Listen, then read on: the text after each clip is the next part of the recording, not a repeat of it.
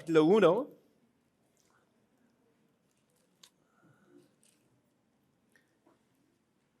El capítulo 1 del Evangelio según Juan.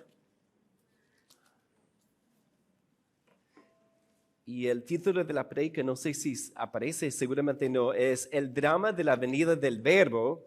Y yo estoy leyendo un libro que apenas comienzo con el título El drama de la doctrina. Y apenas estoy arrancando con ese libro, es por Kevin Van Hooser. Y no estoy totalmente metido en el libro todavía, pero el título me ha llamado la atención mucho, El drama de la doctrina. Y cuando pensaba en eso, realmente, cuando vemos esta primera porción de Juan, es como un drama.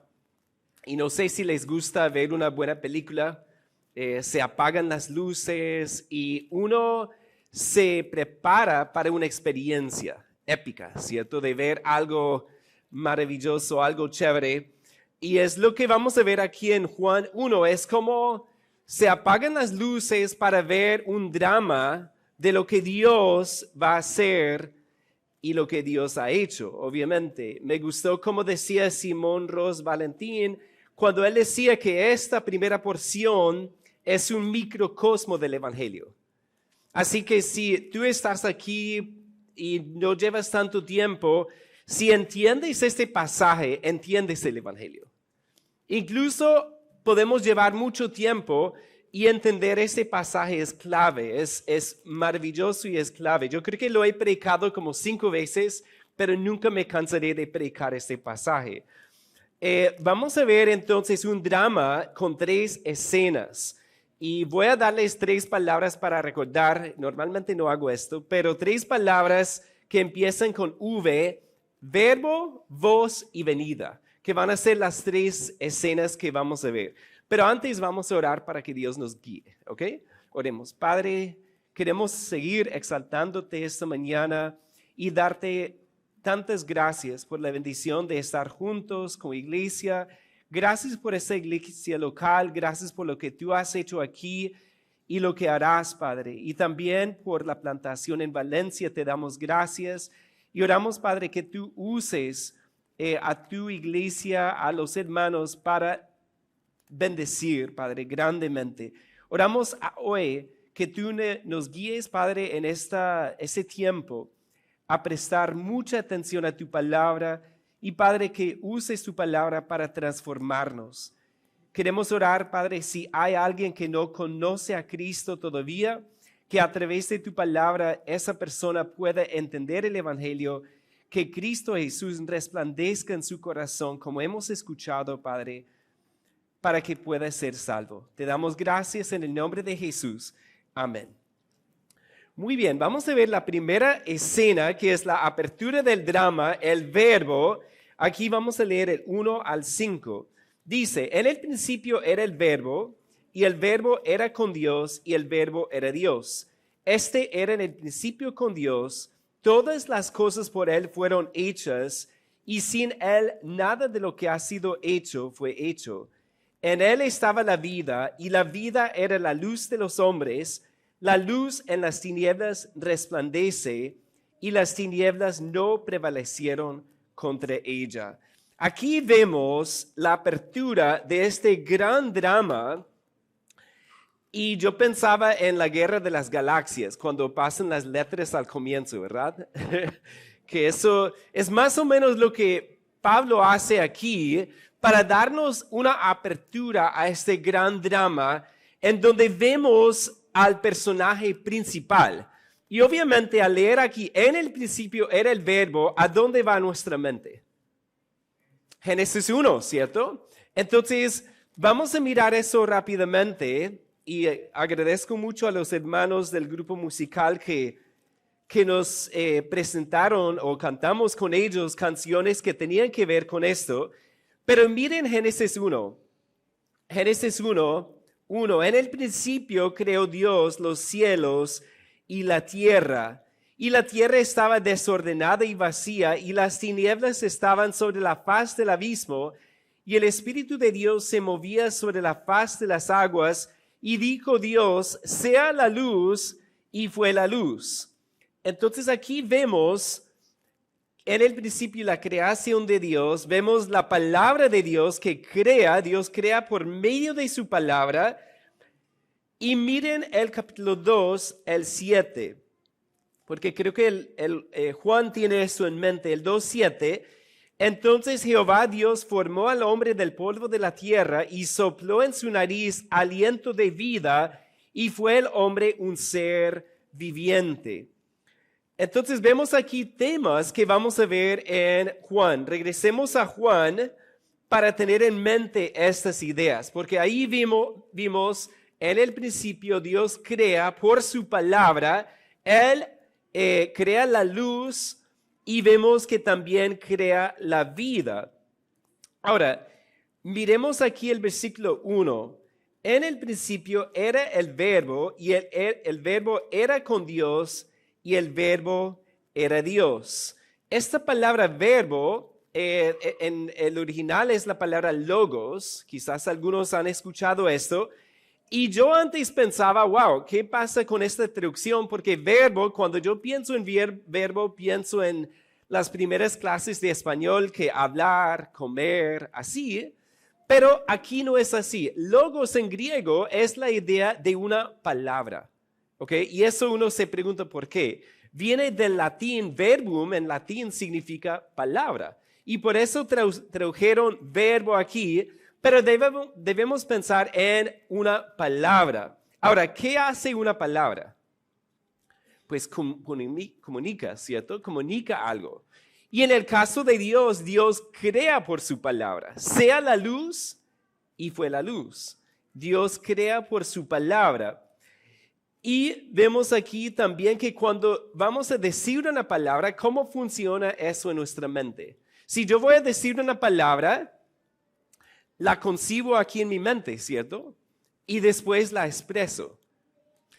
Y eso nos ayuda a entender un poco algo sobre Dios, Dios como Dios trino, Padre, Hijo y Espíritu, porque cuando concebimos algo, una palabra, eso no es algo exterior o externo a nosotros, sino que es algo interno.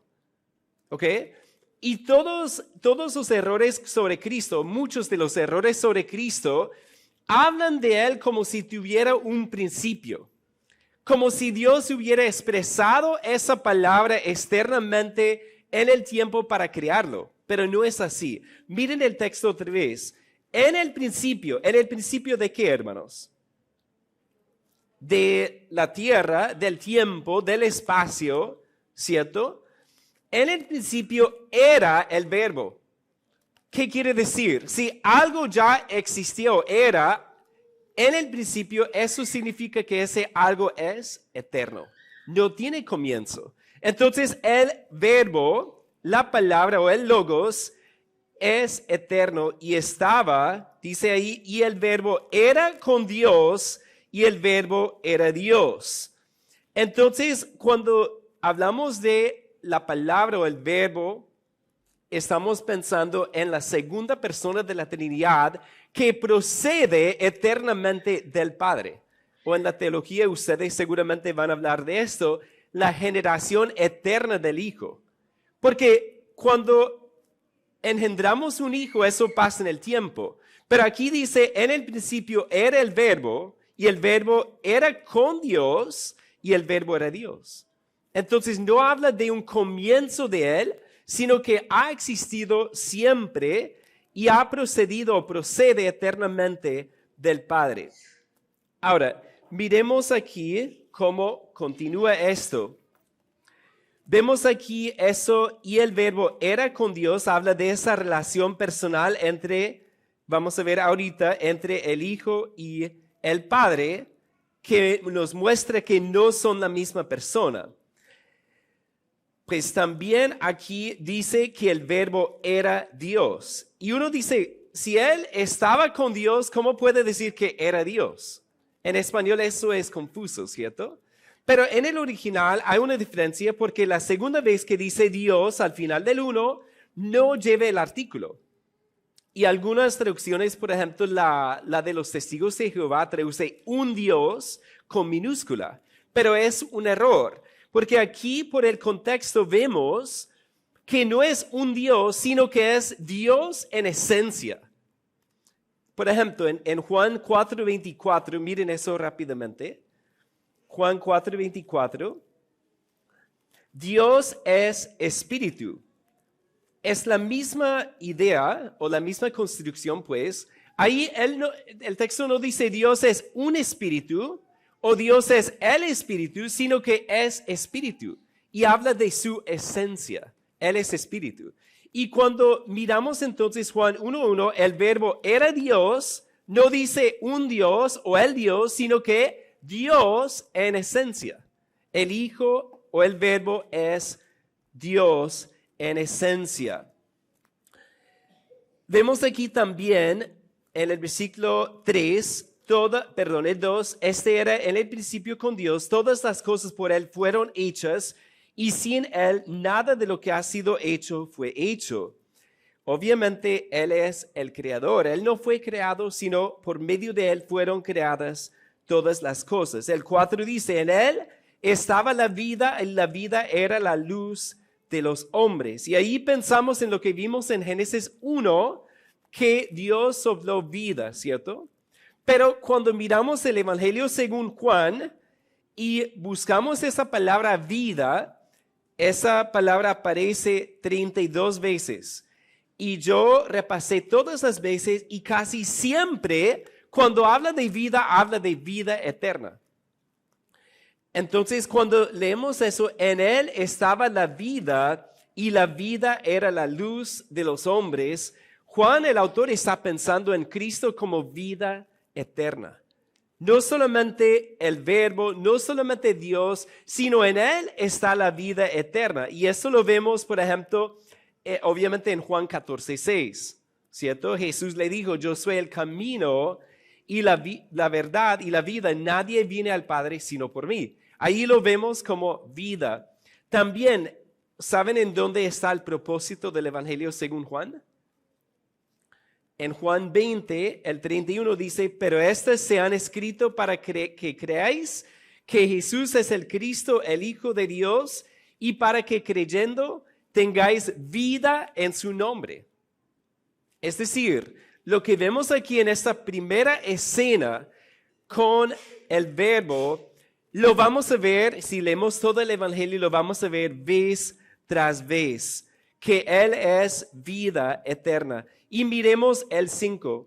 La luz en las tinieblas resplandece y las tinieblas no prevalecieron contra ella. Ahí nuevamente nos dice que Él es la luz, Él es Dios, Él es el verbo, Él es la vida, Él es la luz. ¿Y qué hace las tinieblas con la luz?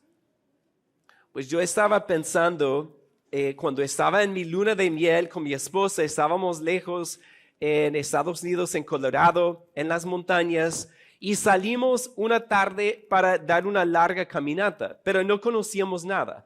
Entonces estábamos caminando y viendo montañas con nieve y pinos y bosques y un lago y todo esto, y de repente empieza a oscurecerse. Y en aquel entonces no teníamos este aparato. Yo estaba pensando con el celular, uno prende la luz y las tinieblas casi nunca prevalecen sobre nosotros ya con el celular, ¿cierto? Entonces, en eso, ya las tinieblas no prevalecen sobre la luz porque llevamos el celular. Pero en aquel entonces no existían esos celulares. Y mi esposa y yo estábamos caminando y de repente vemos que se está oscureciendo. Y el sendero era muy pequeño y casi no lo veíamos, hermanos. Entonces, en ese momento empezamos a escuchar lobos en la distancia. Y estábamos lejos de la civilización y yo decía, mi amor, ¿qué va a pasar? ¿Cierto? Porque la luz, ¿qué hace? La luz vence las tinieblas. Pero si no tienes luz, estás perdido. Y eso es lo que vemos aquí. La luz en las tinieblas resplandece y las tinieblas no prevalecieron contra ella. Pero miren el capítulo 3, que nos habla de esta metáfora también. El 3:19 dice, y esta es la condenación, que la luz vino al mundo y los hombres amaron más las tinieblas que la luz, porque sus obras eran malas. Porque todo aquel que hace lo malo aborrece la luz y no viene a la luz para que sus obras no sean reprendidas. Vemos ahí que habla de esta luz en dos sentidos, ¿cierto?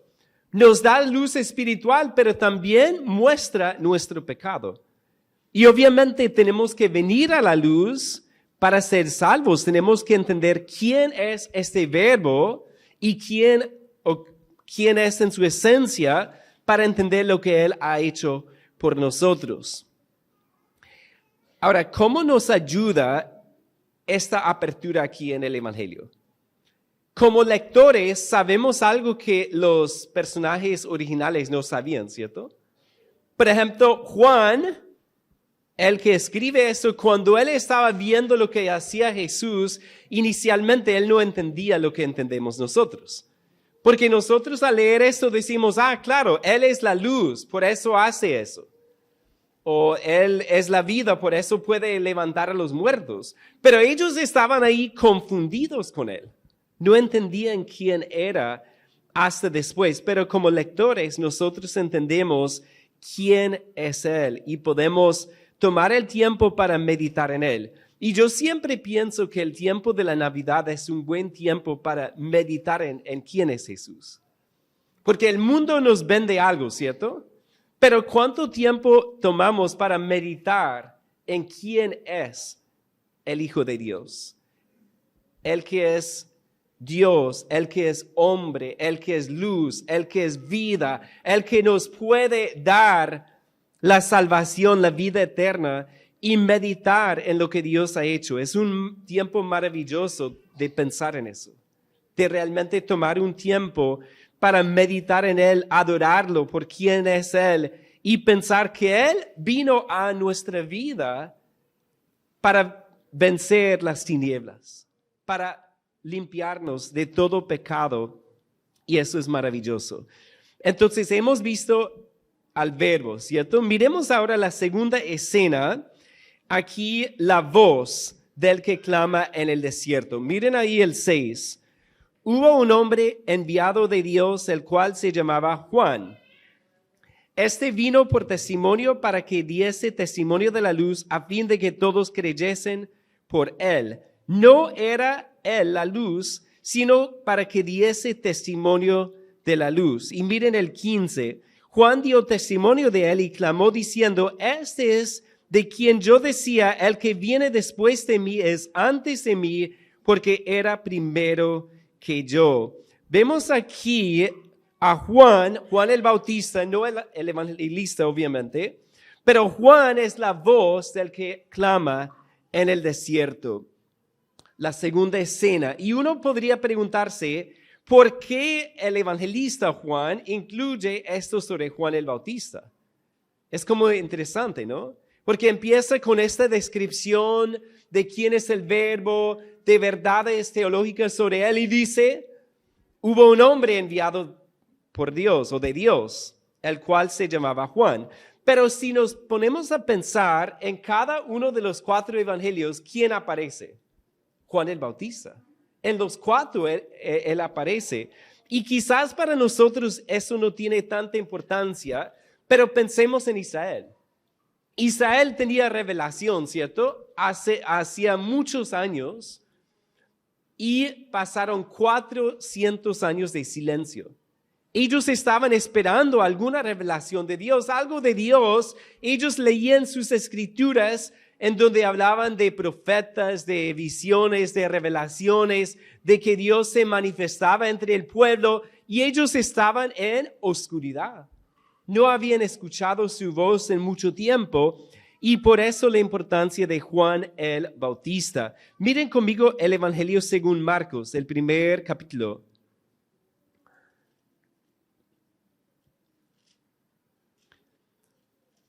Yo sé que ustedes escucharon una serie de predicaciones sobre Marcos y esto es maravilloso como comienza. Marcos 1, principio del Evangelio de Jesucristo, Hijo de Dios, como está escrito en Isaías el profeta: he aquí yo envío mi mensajero delante de tu faz, el cual preparará tu camino delante de ti. Voz del que clama en el desierto, preparad el camino del Señor, enderezad sus sendas. Bautizaba Juan en el desierto y predicaba el bautismo de arrepentimiento para perdón de pecados. Entonces la voz del que clama en el desierto es Juan el Bautista, quien fue profetizado 700 años antes de Cristo. ¿No es eso maravilloso, hermanos? Que el pueblo debía estar esperándolo, esperando su venida. Cuando llega Juan, anuncia, prepara el camino para el Señor. Y lo vemos si regresamos al Evangelio según Juan, el capítulo 1. Lo vemos ahí en el 29, el 1:29. El siguiente día vio Juan a Jesús que venía a él y dijo: he aquí el Cordero de Dios que quita el pecado del mundo. Este es aquel de quien yo dije: después de mí viene un varón, el cual es antes de mí, porque era primero que yo. Y yo no le conocía, mas para que fuese manifestado a Israel, por esto vine yo bautizando con agua. También dio Juan testimonio diciendo: vi al Espíritu que descendía del cielo como paloma y permaneció sobre él. Y yo no le conocía, pero él que me envió a bautizar con agua, aquel me dijo: sobre quien veas descender el Espíritu y que permanece sobre él, ese es el que bautiza con el Espíritu Santo. Y yo le vi y he dado testimonio de que este es el Hijo de Dios. Vemos aquí entonces que la voz del que clama en el desierto prepara el camino para el Señor. Y no sé si ustedes han tenido que hablar alguna vez ante un público que no conoce y sin presentación alguna. Eso es extraño. Y me ha pasado un par de veces cuando uno se para y tiene que hablar y nadie lo conoce y nadie dice nada y hola, buenos días. Es un poco incómodo, ¿cierto? Pero cuando pensamos en El Salvador, Dios lo anunció su nacimiento con ángeles y su ministerio lo anunció con Juan el Bautista, la voz que clamaba en el desierto, la voz profetizada por Dios. Y Dios le dio una presentación correcta para que todos estuvieran pendientes de él, preparados para su venida, listos para escuchar y recibir el mensaje que el Salvador traía. ¿Cuál fue el propósito de esta presentación? Miren el capítulo 1. Miren el capítulo 1, el 7.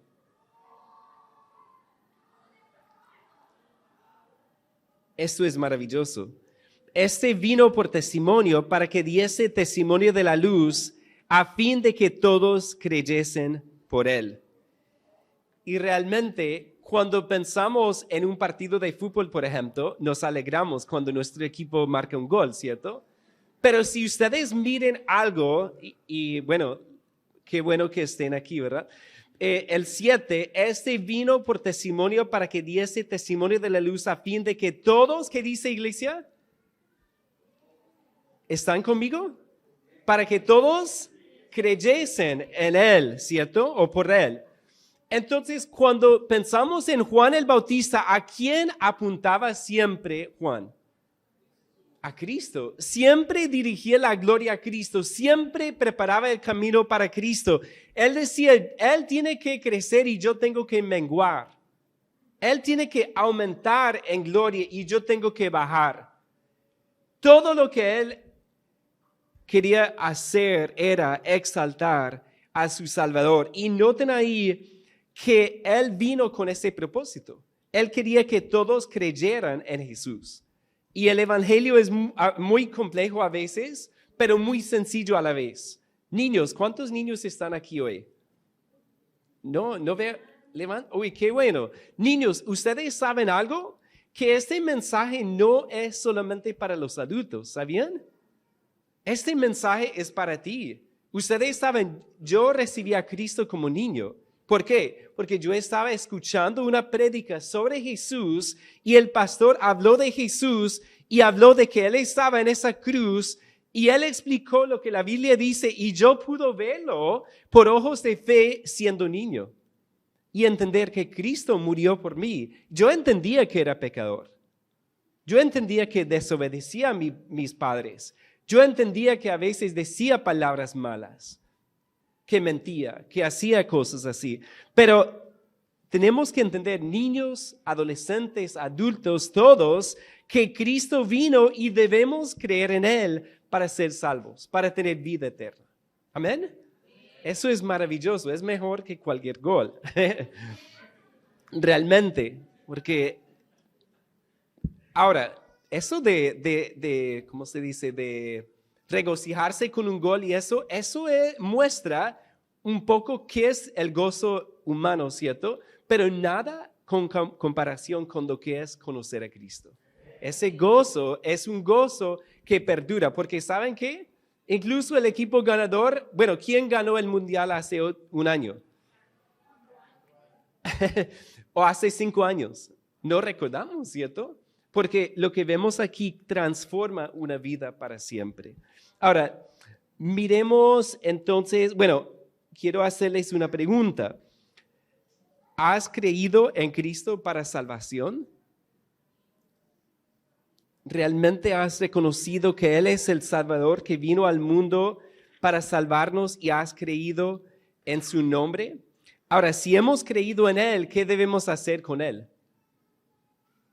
Como Juan el Bautista, ¿cierto? Anunciarlo a los demás, mostrarles que Él es la luz, Él es la vida, Él es el Hijo de Dios, Él es el Verbo que se encarnó, Él es quien vino para salvarnos y es la esperanza que Santa Marta necesita. Es la esperanza que el mundo necesita.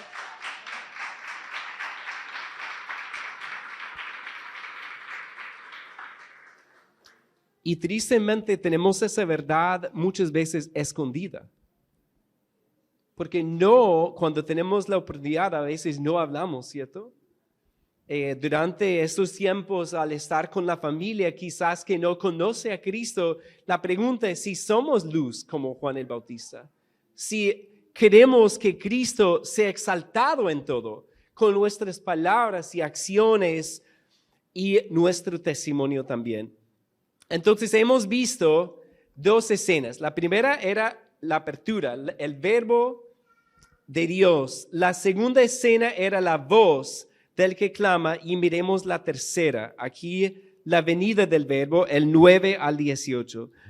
Aquella luz verdadera que alumbra a todo hombre venía a este mundo. En el mundo estaba y el mundo por él fue hecho, pero el mundo no le conoció.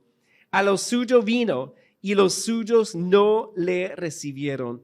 Mas a todos los que le recibieron, a los que creen en su nombre, les dio potestad de ser hechos hijos de Dios, los cuales no son engendrados de sangre, ni de voluntad de carne, ni de voluntad de varón, sino de Dios. Y aquel verbo fue hecho carne y habitó entre nosotros, y vimos su gloria. Bueno, iglesia, vamos a leer el 14 todos a una sola voz, ¿les parece? Y aquel verbo fue hecho carne y habitó entre nosotros, y vimos su gloria, gloria como del unigénito del Padre, lleno de gracia y de verdad. Juan dio testimonio de él y clamó diciendo, este es de quien yo decía, el que viene después de mí es antes de mí, porque era primero que yo. Porque de su plenitud tomamos todos y gracia sobre gracia, pues la ley por medio de Moisés fue dada, pero la gracia y la verdad vinieron por medio de Jesucristo. A Dios nadie le vio jamás. El unigénito Hijo que está en el seno del Padre, Él le ha dado a conocer. Aquí vemos la venida del Verbo. Primero vimos la presentación del Verbo, ¿cierto? Después la voz que lo anunció y finalmente su venida a este mundo para salvarnos. Ahora, el versículo 11 puede ser uno de los más tristes en toda la Biblia. A lo suyo vino y los suyos no le recibieron. Qué triste, ¿cierto? Y cuando pensamos en eso, yo pienso en una vez que me quedé en una casa de uno de mis profesores del seminario y yo necesitaba un lugar como 3 o 4 noches. Le pedí el favor y él dijo, sí, claro, puede quedarse aquí. Y yo en ese entonces estaba saliendo con mi novia, que ahora es mi esposa Holly. Entonces salimos y yo no regresé tan tarde, pero regresé a la casa de ellos como a las 9:30 de la noche, si no mal recuerdo. Y yo golpeé la puerta y nada, hermanos. Golpeo, timbro, estoy esperando. Yo los veo ahí y están despiertos y miran afuera y no hacen nada. Y yo timbre, que timbre, que timbre. Y hasta el punto en donde estaba ahí y me puse a llorar en la acera. Yo tenía por ahí como 19 años, creo. Y ese sentido de estar afuera y que no te reciben es muy feo, ¿cierto? Finalmente, después de como 20 minutos de timbrar y golpear, abrieron como si nada. Fue muy extraño. Que no dijeron nada, no sé si estaban medio dormidos o qué, pero y yo tampoco dije nada, simplemente me fui al cuarto y me acosté porque me sentía bastante mal. Pero eso, a lo suyo vino y los suyos no le recibieron. Qué triste, ¿verdad? Qué triste lo que dice aquí, porque el Salvador anunciado, profetizado desde Génesis 3:15, y vemos en todo el Antiguo Testamento, Él fue profetizado, e incluso la voz del que clama llegó clamando y llegó a los suyos y los suyos no lo recibieron. En su mayoría, obviamente algunos sí, pero en su mayoría no. Pero miren el contraste ahí, hermoso, el 12. Mas a todos los que le recibieron, a los que creen en su nombre, les dio potestad de ser hechos hijos de Dios. Eso es maravilloso, porque hay salvación en Cristo y cuando nosotros entendemos quién es Él, el Hijo de Dios, el Verbo de Dios, la luz, la vida eterna, cuando entendemos eso y lo recibimos como Él es y creemos en su nombre, dice que nos da la potestad o la autoridad o el derecho de ser hechos hijos de Dios. Y vemos en este pasaje un verbo aquí que habla de un cambio de estado, porque Cristo se hizo hombre, asumió una naturaleza humana que fue un cambio. Y nosotros vemos aquí un cambio, nosotros también, que podemos ser hechos hijos de Dios cuando creemos en Él. El versículo 14 resume la encarnación de la mejor forma, ¿cierto? El 14 que leímos en voz alta, y aquel verbo fue hecho carne y habitó entre nosotros y vimos su gloria, gloria como del unigénito del Padre, lleno de gracia y de verdad. Y yo sé que ustedes han estudiado un poco los credos, ¿cierto? Que estuve para una clase. El credo de Calcedonia lo expresa muy bien. Dice, el mismo perfecto en deidad y también perfecto en humanidad, verdadero Dios y verdadero hombre. Y más adelante dice, para ser reconocido en dos naturalezas inconfundibles, incambiables, indivisibles, inseparables. Y vemos aquí el misterio, tal vez uno de los misterios más grandes de nuestra fe, un hombre con dos naturalezas. Verdadero Dios, verdadero hombre, dos naturalezas unidas, pero no mezcladas, sino unidas. Y eso porque es la única forma de salvarnos, porque Él tuvo que encarnarse como nosotros, pero sin pecado. Y Él tenía que ser Dios para redimirnos de todos nuestros pecados, porque solamente Dios puede salvar.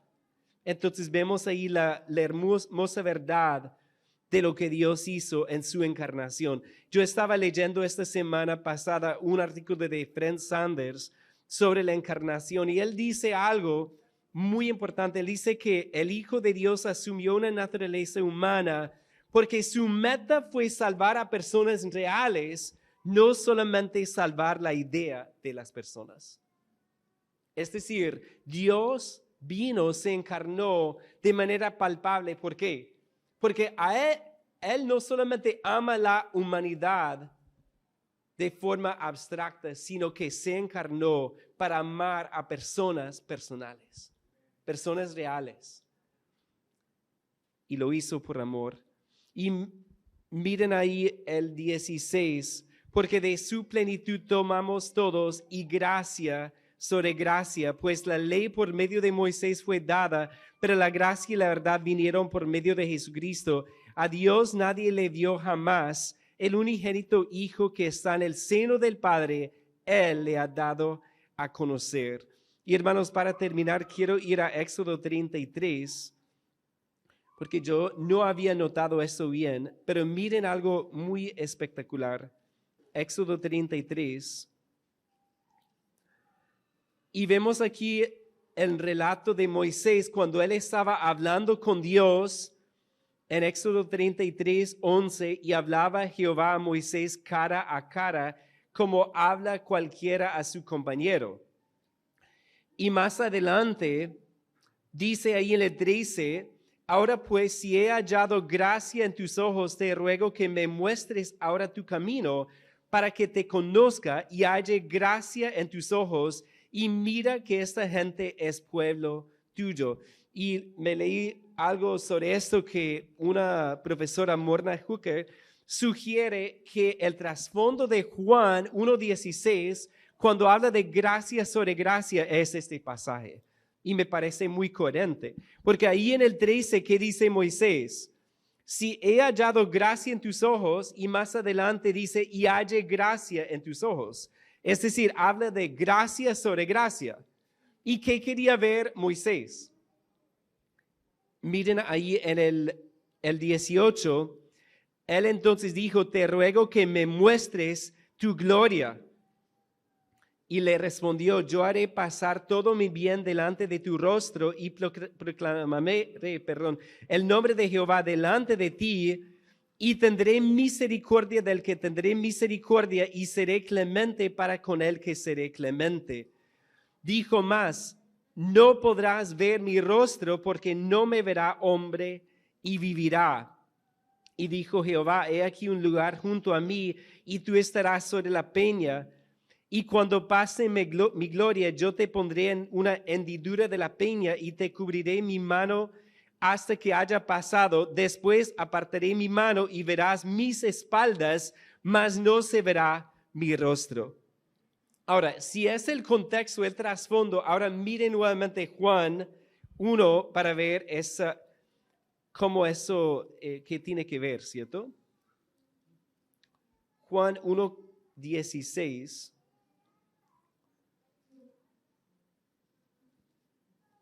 Moisés quería tener gracia sobre gracia, pero mire lo que dice el 1:16, porque de su plenitud tomamos todos y gracia sobre gracia, pues la ley por medio de Moisés fue dada, pero la gracia y la verdad vinieron por medio de Jesucristo. A Dios nadie le vio jamás, el unigénito Hijo que está en el seno del Padre, Él le ha dado a conocer.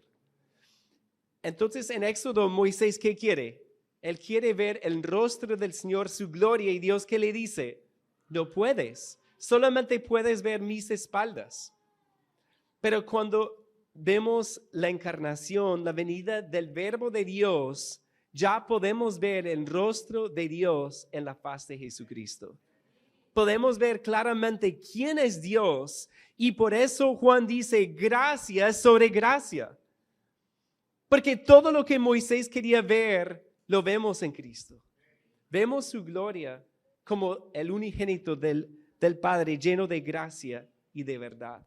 Entonces, la venida del Verbo es uno de los puntos más importantes, o sea, de la historia. Obviamente, Él vino para mostrarnos quién es Dios, para ir a esa cruz y para morir por nuestros pecados, ser sepultado y resucitar al tercer día. Entonces, ¿cómo nos afecta este drama? Hemos visto el drama de la venida del Verbo y cómo nos afecta. ¿Qué hacemos con esto? Realmente, ¿qué hacemos con esto? Yo estaba pensando en una película que me vi este año y busqué en iTunes y fue en febrero. Me vi la película con mi familia Duna. No sé si algunos han visto, es chévere, me gustó. Pero estaba pensando de qué se trataba esa película. Y yo no recuerdo casi nada. Me gustó mucho.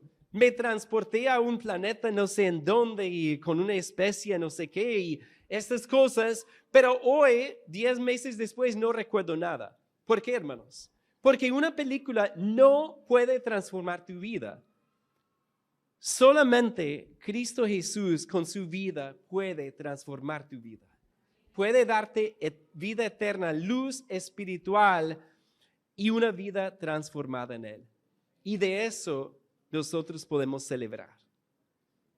De eso podemos hablar. Como Juan el Bautista, voz que clamaba, nosotros también tenemos el mensaje que es para todo el mundo y debemos recordar eso y celebrar eso y compartir eso en ese tiempo. Oremos. Padre, queremos darte gracias por tu palabra aquí.